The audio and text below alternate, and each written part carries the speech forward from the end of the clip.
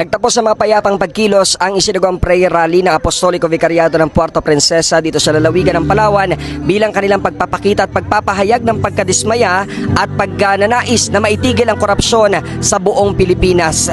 Ito ang naging hakbang ng mga Palawenyo at ng mga taga Puerto Princesa upang makiisa sa isinasagawang nationwide na pagrarally o pagpapahayag ng kanilang pagkadismaya sa gobyerno. Idinaan ng mga taga Puerto Princesa sa Palawan sa isang mapayapa at maayos sa pagkilos upang ipakita ang kanilang pagkadismaya at pagkundina sa mga nangyayaring korupsyon sa bansa. Dinaluhan ng iba't ibang mga sektor, akademya, grupo mula sa Simbahang Katolika at iba't ibang mga religious sector sa pangunguna ng Apostoliko Vicariato ng Puerto Princesa ang naturang prayer rally na isinagawa sa loob ng Seminaryo de San Jose. Sa programa ay nagbigay ng mensahe ang iba't ibang mga sektor at nag-alay rin ng ecumenical prayer upang pigilan ang korupsyon. Isinagawa na sabing pagkilos kasabay ng malawakang rally na ginagawa sa buong Pilipinas. Samantala isang prayer rally din ang ginawa sa bayan ng Taytay, Palawan sa pangunguna naman ng Apostoliko Vicariato ng Taytay. Wala namang ibang kilos protesta ang naisagawa sa Palawan na nagdulot ng gulo at karahasan.